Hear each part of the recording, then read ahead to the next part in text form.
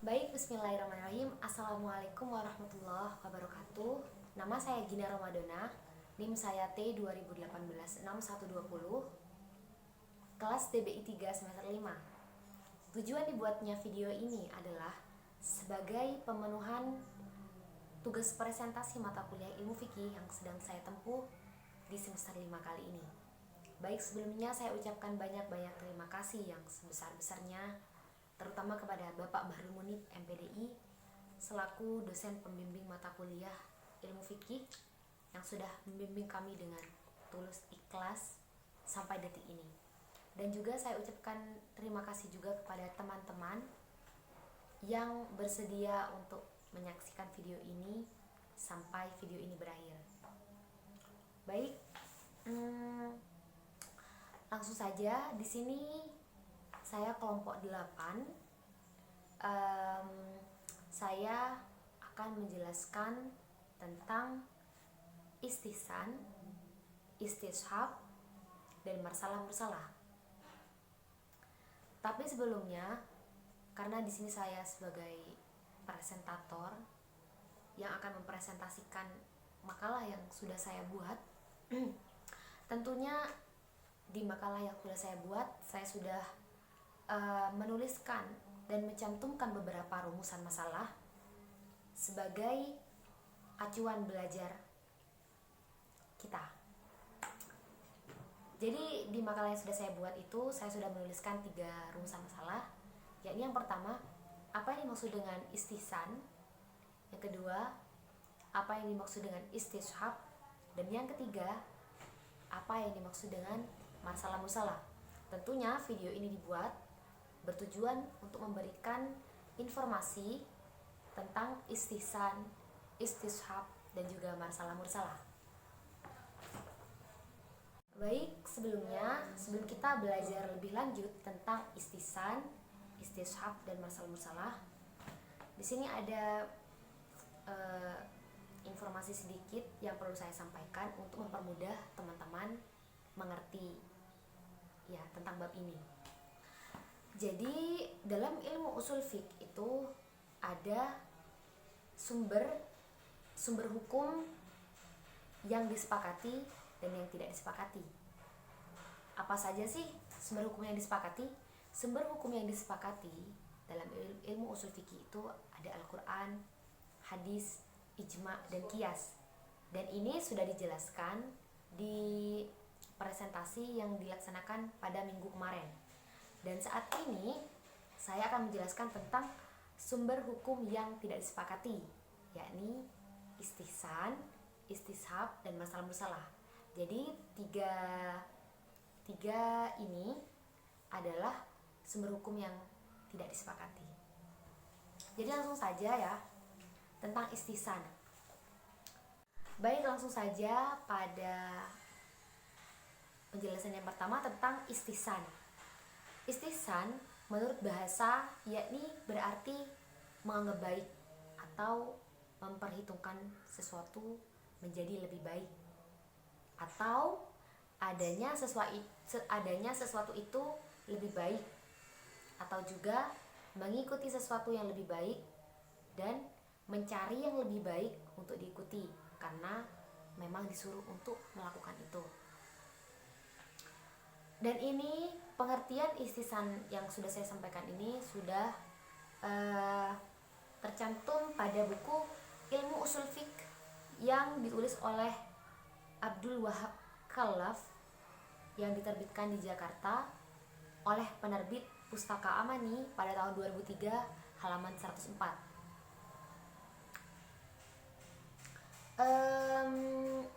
Istihsan menurut istilah atau menurut ulama usul fiqh yaitu beralihnya pemikiran seseorang mujtahid dari tuntutan qiyas yang nyata kepada qiyas yang samar, atau dari hukum umum kepada perkecualian karena ada kesalahan pemikiran yang kemudian memenangkan perpindahan itu.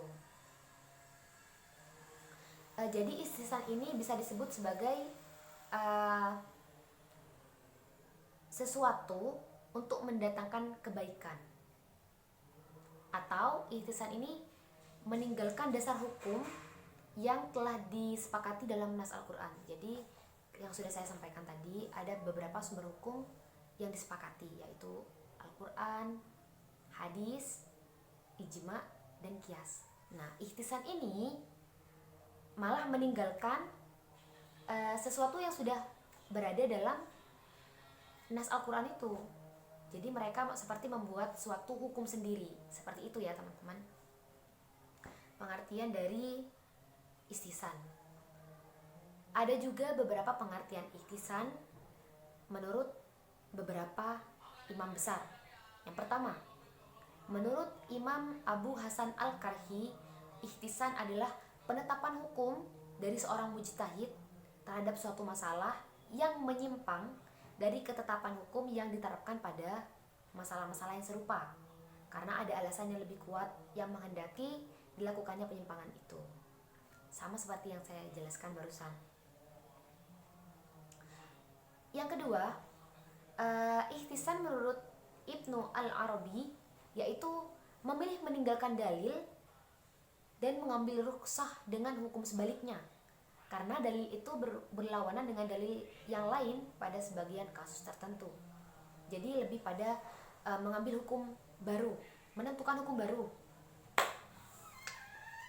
Baik, ada juga definisi ihtisan menurut Ibnul Arabi. Jadi menurut Ibnul Arabi, ihtisan adalah memilih meninggalkan dalil, mengambil rukhsah dengan hukum sebaliknya, karena dalil itu berlawanan dengan dalil yang lain pada sebagian kasus tertentu. Jadi sama seperti yang sudah saya sampaikan tadi, bahwa contohnya dalam Al-Quran ada beberapa dalil yang menjelaskan tentang tentang satu hal lah intinya. Lalu ihtisan ini malah sebaliknya, malah mereka ini meninggalkan suatu hukum yang sudah tertulis dalam Al-Quran, begitu. Tapi dalam konten-konten tertentu, dalam suatu permasalahan tertentu, seperti itu. Ada juga pengertian ihtisan menurut Ibnu Ambari, yaitu ahli fikih dari madhab Maliki. Ibnu Ambari menyebutkan dan mendefinisikan bahwa ihtisan ini adalah memilih menggunakan maslahat juz'iyah yang berlawanan dengan qiyas kulli. Ini dikutip dalam buku Usul Fiqh yang ditulis oleh Muhammad Abu Zahroh, yang diterbitkan di Jakarta oleh penerbit Pustaka Firdaus pada tahun 1999, halaman 402.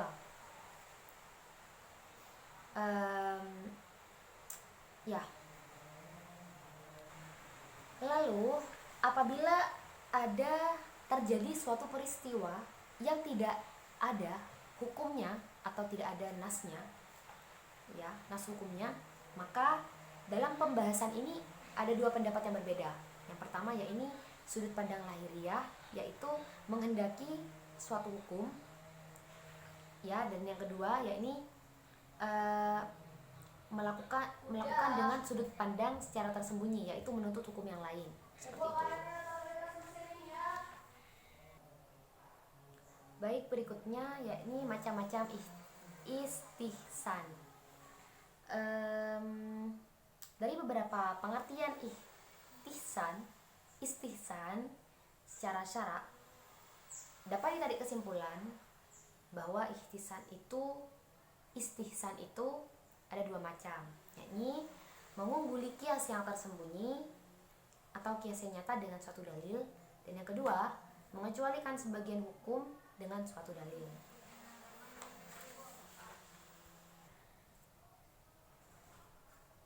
Baik, selanjutnya dasar hukum istihsan. Para ulama yang mempertahankan ihtisan ini mengambil dalil dari Al-Quran dan Sunnah yang menyebutkan kata istihsan itu dalam pengertian yang denotatif, yakni seperti firman Allah Subhanahu wa taala dalam surah Az-Zumar ayat 18 yang berbunyi, A'udzubillahi minasyaitonirrajim. Bismillahirrahmanirrahim.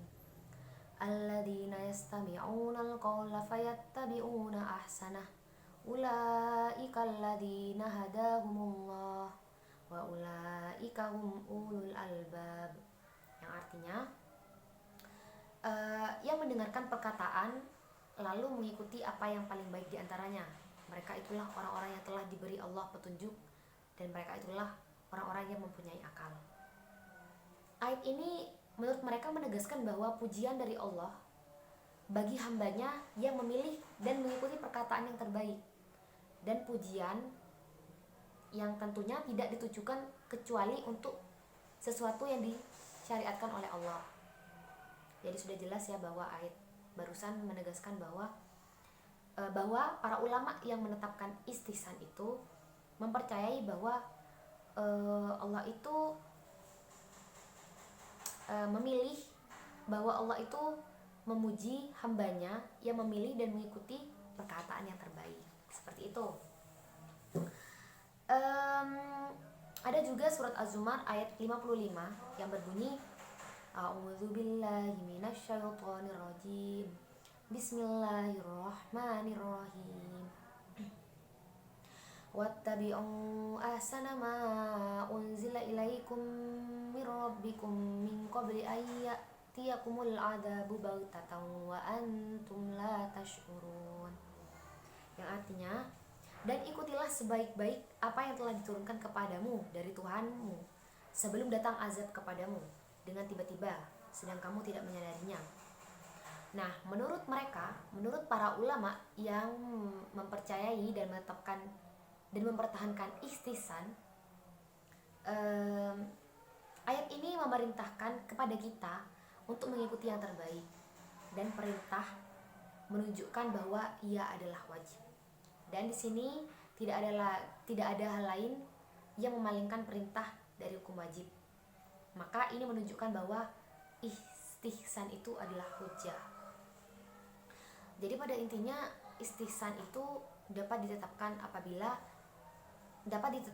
pada konteks-konteks tertentu, tapi yang jelas masih dalam konteks yang baik, bukan malah menetapkan suatu hukum yang tidak baik, seperti itu. Nanti akan saya beri contohnya ya. Menurut mereka, ayat barusan yaitu Quran surah Az-Zumar ayat 55 ini untuk mengikuti yang terbaik, ya benar. Ada juga hadis Nabi Muhammad SAW yang berbunyi, "Fama ra'al muslimuna hasanam fahuwa 'indallahi hasanu wa ma ra'au sayyi'an fahuwa 'indallahi sayyi'." Yang artinya adalah apa yang dipandang kaum muslimin sebagai sesuatu yang baik, maka ia di sisi Allah itu adalah baik, dan apa yang dipandang sesuatu yang buruk, maka di sisi Allah adalah buruk pula. Jadi para ulama yang mempertahankan istihsan itu mengambil dalil-dalil tersebut. Mereka percaya bahwa apa yang mereka yakini tentang suatu kebaikan, meskipun itu tidak ada hukumnya, itu masih bisa, gitu ya. Contoh istihsan macam yang pertama, menurut mazhab Hanafi, bila seseorang mewakafkan sebidang tanah pertanian, maka termasuk yang diwakafkan itu hak pengairan, hak membuat saluran air di atas tanah itu dan sebagainya. Dan hal ini ditetapkan berdasarkan istihsan. Ya. Dan menurut kias jali, hak-hak tersebut tidak mungkin diperoleh karena mengkiaskan wakaf itu dengan jual beli. Pada jual beli yang penting ialah pemindahan hak milik dari penjual kepada pembeli. Bila wakaf dikiaskan kepada jual beli, berarti yang penting ialah hak milik itu. Sedang menurut istihsan, hak tersebut diperoleh dengan mengkiaskan wakaf itu kepada sewa menyewa. Maka sewa menyewa yang penting ialah pemindahan hak memperoleh manfaat dari pemilik barang kepada penyewa barang. Demikian pula halnya dengan wakaf. Seperti itu. Yang penting pada wakaf ialah agar barang yang diwakafkan itu dapat dimanfaatkan. Sebidang sawah hanya dapat dimanfaatkan jika memperoleh pengadaan yang baik.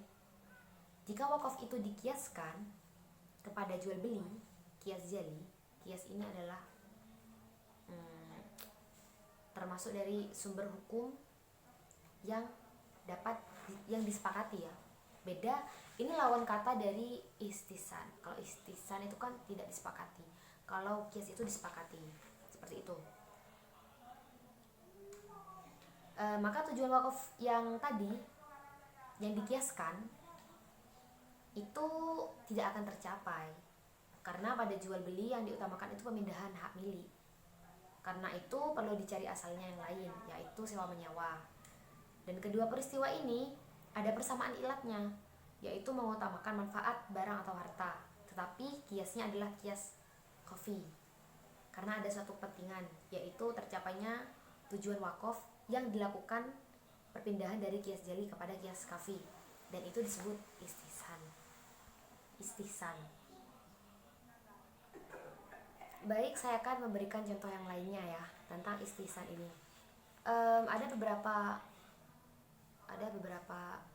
ulama ya atau sumber-sumber hukum dalam fikih yang menyebutkan bahwa meminum sisa air minum dari binatang buas itu haram. Apakah ini disamakan dengan apabila kita meminum bekas air dari burung buas itu haram juga? Jadi seperti ini. Apabila binatang buas yang kita ketahui bersama kan haram ya, haram dimakan. Nah, apabila mereka minum dengan menggunakan mulut mereka sendiri, lalu ini khawatir bahwa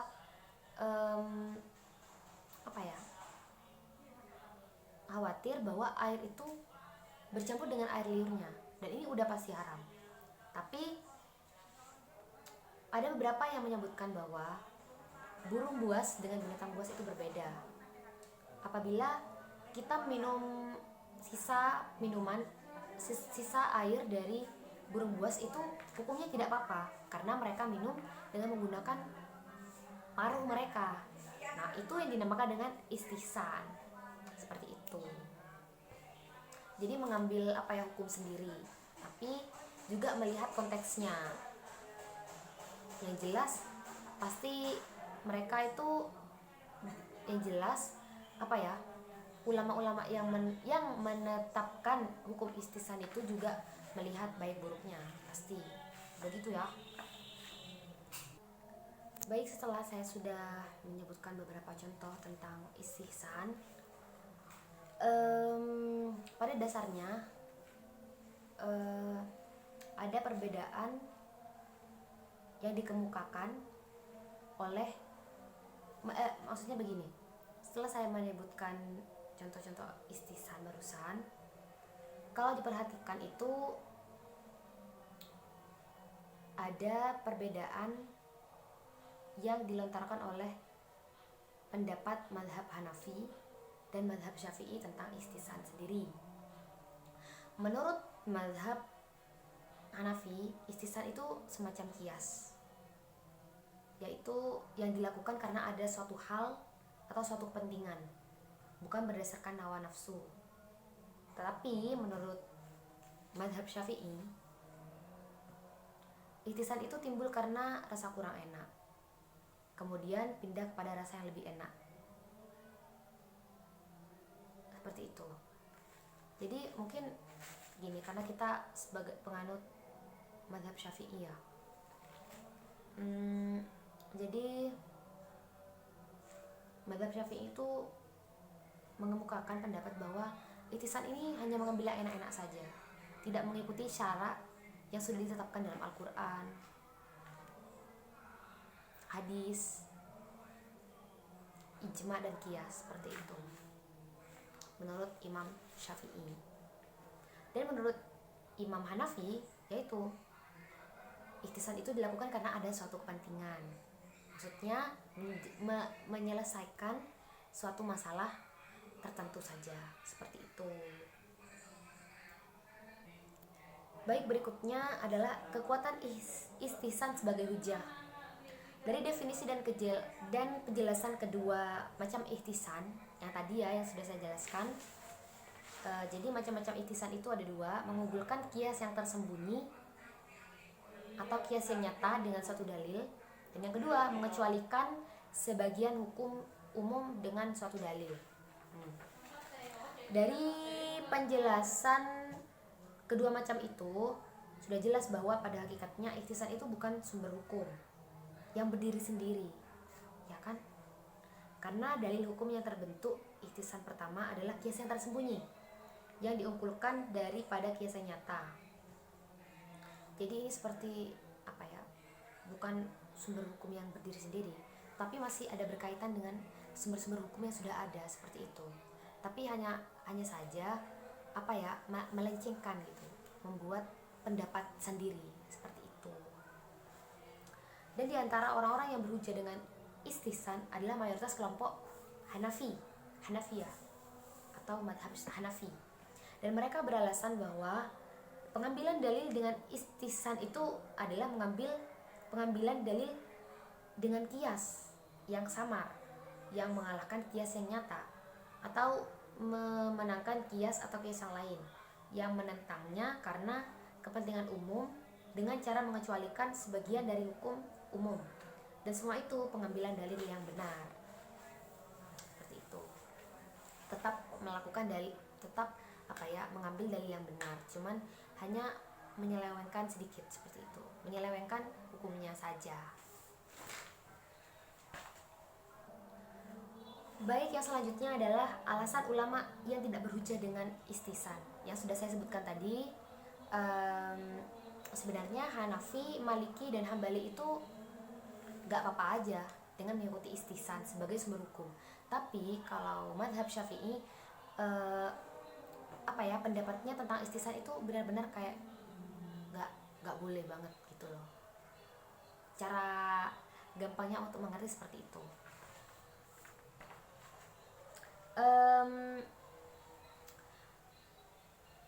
Kelompok Syafi'i menganggap bahwa ihtisan ini adalah sebagai pembentukan hukum berdasarkan hawa nafsu dan seenaknya sendiri.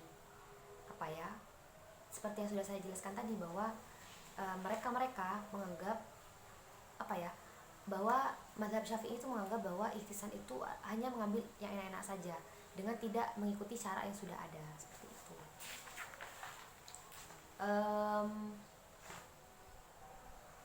Mazhab Syafi'i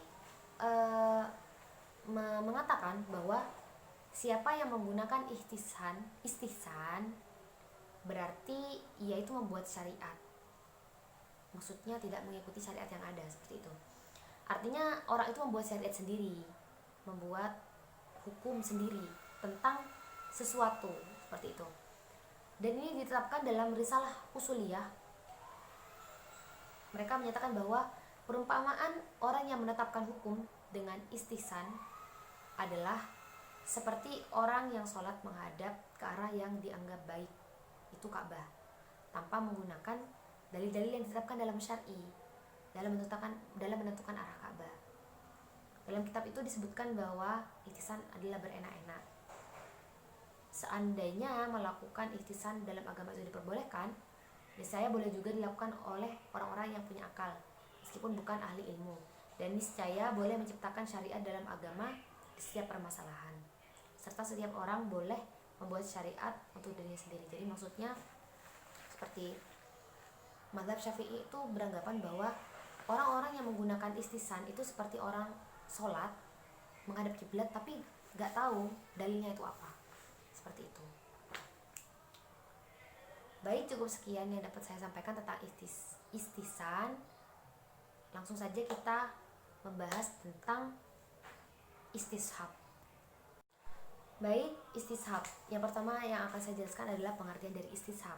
Istishab itu berasal dari bahasa Arab sohabah, yakni menemani atau menyertai atau tidak berpisah. Dan menurut istilah, istishab adalah mengambil hukum yang telah ditetapkan pada masa lampau untuk digunakan pada masa sekarang maupun yang akan datang selama tidak terjadi perubahan. ilat hukumnya. Jadi contohnya seperti ini. Kalau istishab itu menghukumi suatu hukum yang sama dengan hukum yang awal yang ada sampai tidak ada dalil yang yang menyebutkan bahwa sampai tidak ada dalil yang mengubahnya. Seperti itu. Menurut istilah, ada beberapa definisi yang dikemukakan oleh para ulama usul fiqh tentang istishab itu. Menurut Imam Isnawi, istishab itu adalah melanjutkan berlakunya hukum yang telah ada dan yang telah ditetapkan karena suatu dalil sampai ada dalil lain yang mengubah hukum tersebut. Yang kedua, Imam Ibnu Qayyim memberikan definisi istishab, yakni istishab adalah menerapkan berlakunya hukum yang telah ada atau meniadakan apa yang memang tiada sampai adanya dalil yang dapat mengubah kedudukan berlakunya hukum tersebut. Yang ketiga, Imam Al-Ghazali menyatakan bahwa istishab itu berpegang kepada suatu dalil akli atau dalil syar'i, bukan karena tiadanya dalil, bahkan ada dalilnya, hanya karena tidak ada dalil lain yang mengubah hukum tersebut. Dari definisi yang sudah saya sampaikan barusan, dapat dikatakan bahwa apabila suatu perkara dapat ditetapkan pada suatu waktu, maka ketentuan hukumnya akan tetap seperti itu sampai sebelum ada dalil baru yang mengubahnya. Seperti itu. Sebaliknya, apabila suatu perkara telah ditolak pada masa waktu yang lalu, maka suatu penolakan tersebut tetap berlaku sampai akhir masa sebelum ada dalil yang menerima perkara tersebut. Jadi contohnya seperti ini. Kita tahu bahwa makan itu mubah. Mubah itu boleh. Iya kan? Mubah itu, makan itu kan boleh kan? Nah, dari dulu sampai sekarang kan makan itu kan memang boleh. Nah, istishab ini adalah mengikuti hukum yang ada dari dulu sampai sekarang, sampai tiba-tiba nanti ada dalil yang menyebutkan bahwa makan itu haram. Itu namanya istishab. Prosesnya itu dari awal sampai akhir, kemudian di tengahnya itu ada ada suatu hal yang mengubah perkataan tersebut. Gampangnya seperti itu tentang istishab. Ada juga beberapa contoh yang lain tentang istishab. Ya ini, orang yang hilang tetap dianggap hidup sehingga ada bukti atau tanda-tanda lain yang menunjukkan bahwa dia meninggal dunia. Misalnya kita punya kucing nih, kucing itu hilang. Nah, di sini masih ditetapkan bahwa kucing itu masih hidup sampai ada bukti yang menjelaskan bahwa kucing itu meninggal, baru kucing itu udah ada, baru kucing itu tidak hidup. Seperti itu istishab. Ada lagi contoh yang lain. Seseorang yang telah menikah terus dianggap ada dalam hubungan suami istri sampai ada bukti lain bahwa mereka telah bercerai, misalnya dengan talak. Mau bertengkar sebagaimanapun suami istri, kalau tidak ada kata talak, ya berarti tidak dianggap seperti bercerai. Seperti itu istishab. Berikutnya saya akan menjelaskan tentang macam-macam istishab. Para ulama usul fikih mengemukakan bahwa istishab itu ada 5 macam, yang sebagiannya disepakati dan sebagiannya diperselisihkan.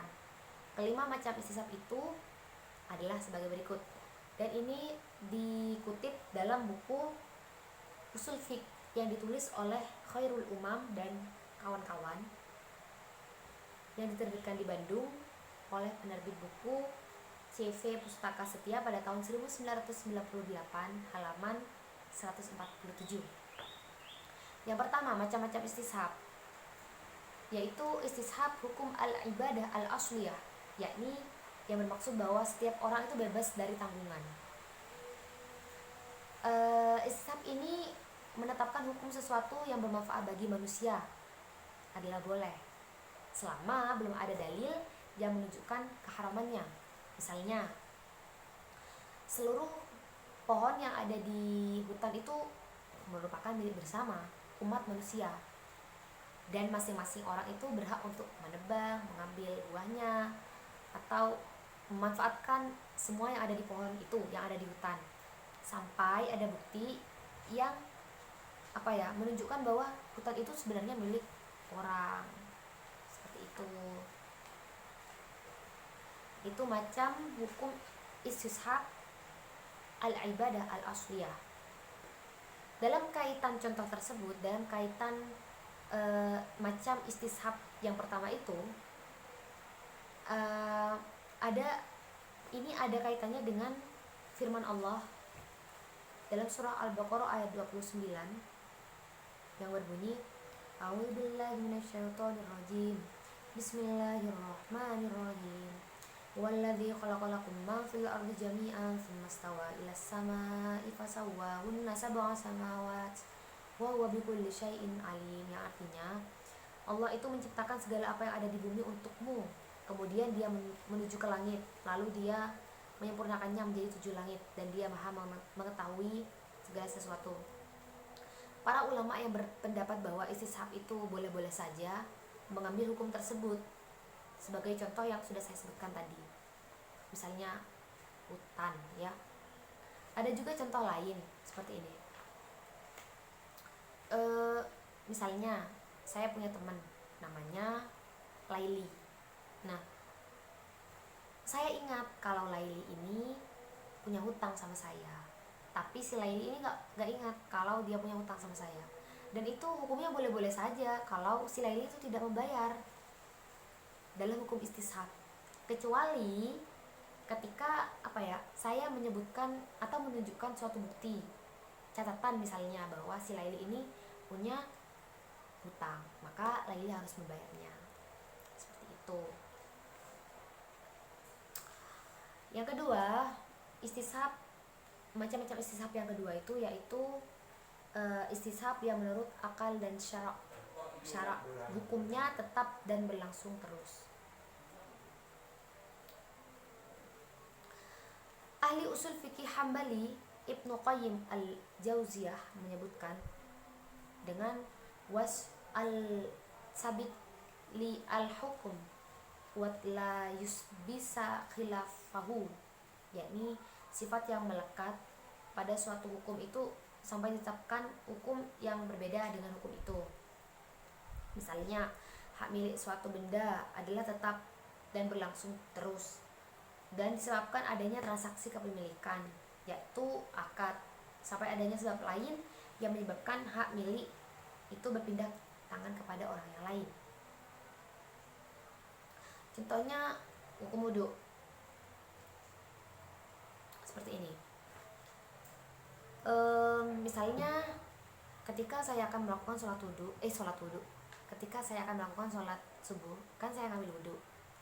Nah, lalu saya ingin mengerjakan sholat duha, tapi saya tidak wudu karena saya beranggapan bahwa dari saya sholat subuh sampai saya akan mau melakukan sholat duha itu saya tidak kentut, tidak tidur, dan tidak melakukan sesuatu yang membatalkan wudu, dan itu adalah istishab, diperbolehkan hukumnya seperti itu.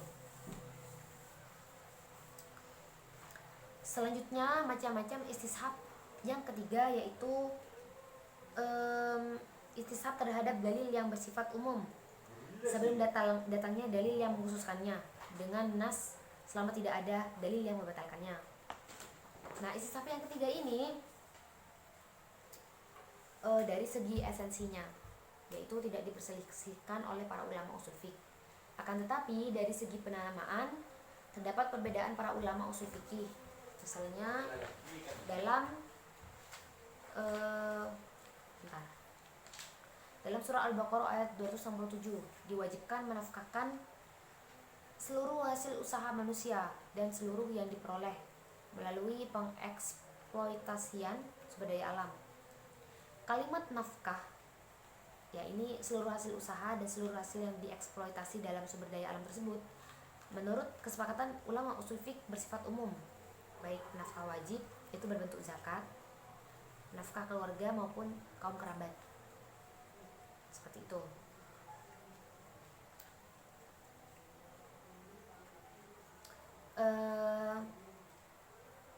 Contoh istishab dengan nas selama tidak ada yang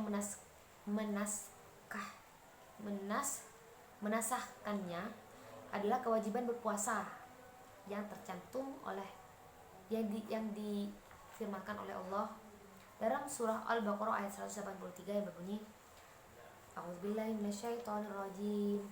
Bismillahirrahmanirrahim. Ya ayyuhalladzina amanu kutiba alaikumusyamu kama kutiba alal ladzina min qablikum la'allakum tattaqun. Yang artinya adalah hai orang-orang yang beriman, diwajibkan atas kamu berpuasa sebagaimana diwajibkan atas orang-orang yang sebelum kamu berpuasa agar kamu bertakwa.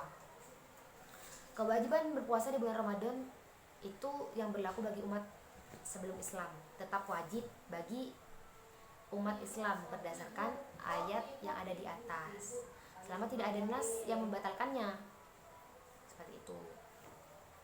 Berikutnya macam-macam istishab yang keempat, yaitu istishab hukum akal sampai datangnya hukum syar'i. Maksudnya adalah umat manusia itu tidak dikenakan hukum-hukum syar'i sebelum datangnya syara. Misalnya, apabila seorang menggugat orang lain bahwa ia berhutang padanya sejumlah uang, tapi orang tersebut tidak ingat, maka hukumnya tidak apa-apa jika si peminjam itu tidak ingat untuk membayar. Tapi kalau ada buktinya, maka harus bayar, seperti yang saya jelaskan tadi ya. Berikutnya macam-macam istishab yang kelima, yaitu istishab hukum yang ditetapkan berdasarkan ijma, tetapi keberadaan ijma itu diperselisihkan, seperti itu. Dan saya akan menjelaskan tentang syarat-syarat istishab. Dalam penerapan istishab, para ulama berbeda pendapat tentang syarat dan ketentuannya. Syafi'iyah dan Hambaliyah serta Zaidiyah dan Zuhariyah berpendapat bahwa hak-hak yang baru timbul tetap menjadi hak seseorang yang berhak terhadap hak-hak sebelumnya. Dalam masalah seseorang yang hilang, tidak tahu rimbanya dan tidak diketahui hidup dan matinya, telah dihukumkan hidup berdasarkan istishab sebelum ada keterangan tentang kematiannya. Ya seperti yang saya jelaskan tadi, contohnya apabila ada sesuatu yang hilang, orang misalnya hilang ya, udah lama hilang, gak ketemu gitu, bisa dianggap bahwa orang itu masih hidup sampai sekarang, asalkan tidak ada sesuatu yang menunjukkan bahwa dia sudah meninggal gitu. Yang kedua, Hanafiyah dan Malikiyah membuka istishab terhadap aspek yang menolak saja dan tidak berharap aspek yang menarik menjadi hujah untuk menolak, tapi tidak mentasbitkan. Ini berarti bahwa orang yang hilang tersebut hanya mempunyai hak terhadap hak-haknya yang sudah ada. Dalam arti tidak boleh dihilangkan dari dia, tapi ia tidak mempunyai hak baru yang belum ada sejak ia hilang. Ini berarti istishab bukan merupakan dalil yang baru yang mensabitkan, tetapi berpegang pada asal yang sudah sabit dan tak ada dalil yang mengubahnya. Baik, selanjutnya saya akan menjelaskan tentang perbedaan pendapat para ulama tentang istishab. Para ulama usul fiqh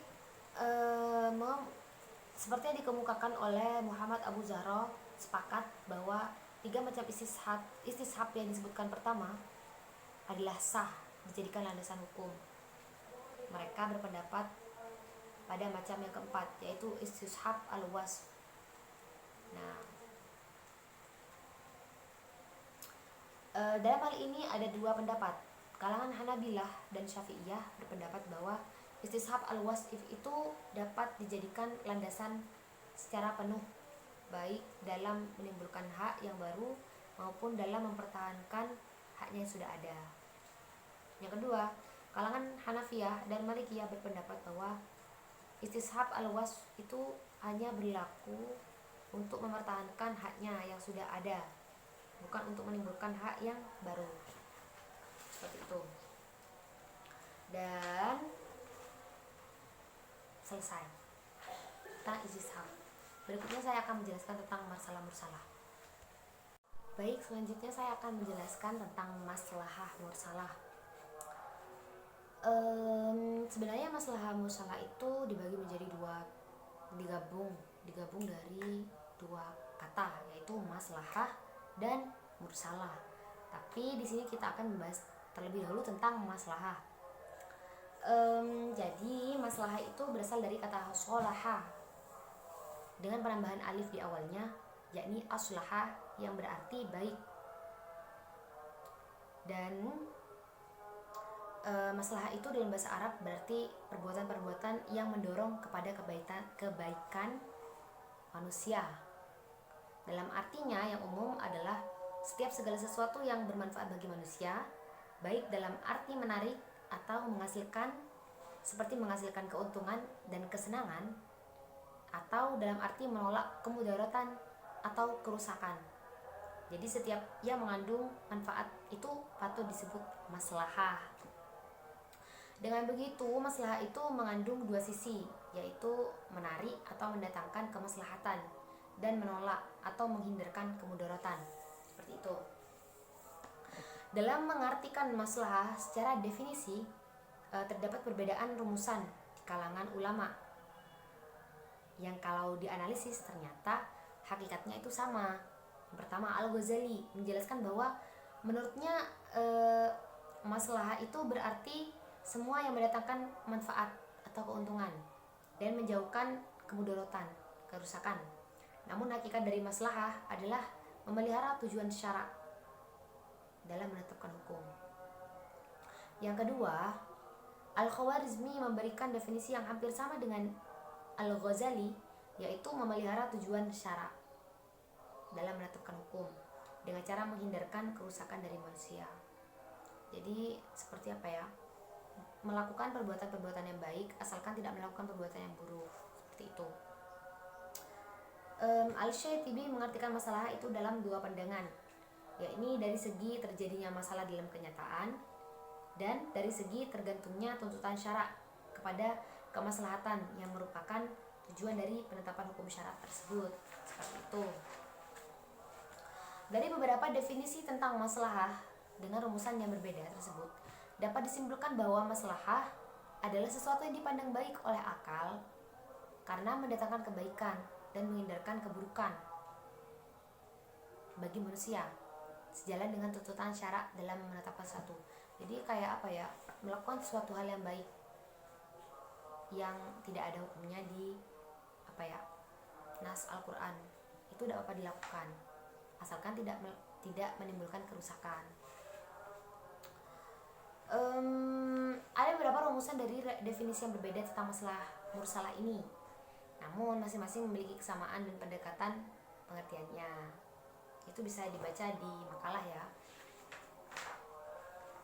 Selanjutnya yaitu syarat-syarat maslahah mursalah. Maslahah mursalah ini dapat dijadikan sebagai dalil dengan beberapa syarat.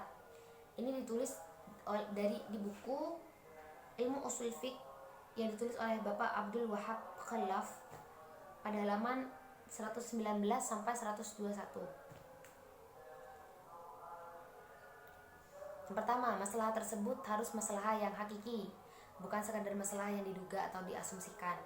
Yang kedua, kemaslahatan tersebut harus kemaslahatan umum, bukan kemaslahatan pribadi atau kemaslahatan khusus.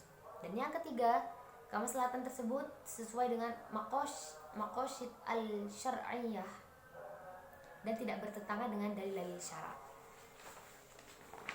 Lalu macam-macam maslahah itu ada 3. Yang pertama, maslahah dahuriyah, yaitu perkara-perkara yang menjadi tempat tegaknya kehidupan manusia, yang bila ditinggalkan maka rusaklah kehidupan. Merajalillah kerusakan dan timbullah fitnah dan kehancuran yang hebat. Perkara-perkara ini dapat dikembalikan kepada 5 perkara yang merupakan perkara pokok yang harus dipelihara, yaitu agama, jiwa, akal, keturunan, dan harta. Yang kedua, maslahah hajiyah. Maslahah hajiyah adalah semua bentuk perbuatan dan tindakan yang tidak terkait dengan dasar yang lain yang dibutuhkan oleh masyarakat tetap juga terwujud, tetapi dapat menghindarkan kesulitan dan menghilangkan kesempitan. Hajiyah ini tidak rusak dan terancam, tetapi hanya menimbulkan kepicikan dan kesempitan. Dan hajiyah ini berlaku dalam lapangan ibadah, adat, muamalah, dan bidang jinayah. Yang ketiga, maslahah tahsiniyah. Maslahah tahsiniyah ini mempergunakan semua yang layak dan pantas yang dibenarkan oleh adat kebiasaan yang baik dan dicakup oleh bagian mahasinul akhlak. Selanjutnya adalah kehujjaan maslahah mursalah. Golongan Maliki sebagai pembawa bendera maslahah mursalah sebagaimana telah disebutkan mengemukakan 3 alasan. Yang pertama, praktek para sahabat yang menggunakan maslahah mursalah. Jadi para sahabat Nabi itu pernah menggunakan maslahah mursalah seperti itu. Yang kedua, adanya maslahah sesuai dengan maqasid syar'i, yaitu tujuan-tujuan syar'i, yang artinya dengan mengambil maslahah berarti sama dengan merealisasikan maqasid syar'i. Dan yang ketiga, seandainya maslahah tidak diambil pada setiap kasus yang jelas mengandung maslahah selama dalam konteks tersebut, maka orang-orang mukallaf akan mengalami kesulitan dan kesempitan. Seperti itu. Contohnya, contoh dari para sahabat yang menggunakan maslahah mursalah. Ya, ini Umar bin Khattab radhiyallahu anhu sengaja menumpahkan susu yang dicampur air guna memberi pelajaran kepada mereka yang berbuat mencampur susu dengan air. Sikap Umar ini tergolong dalam kategori maslahah agar mereka tidak mengulangi perbuatannya lagi, yaitu mencampur susu. Seperti itu. Jadi cukup sekian yang dapat saya sampaikan tentang presentasi pada hari ini. Semoga yang kita pelajari dapat bermanfaat. Mohon maaf apabila ada banyak kesalahan dalam penyampaian, terutama dalam segi penyampaian mungkin kurang jelas ya. Karena jujur saja di sini saya juga masih belajar, tahap belajar dan mengerti. Jadi cukup sekian. Kurang lebihnya mohon maaf. Wassalamualaikum warahmatullahi wabarakatuh.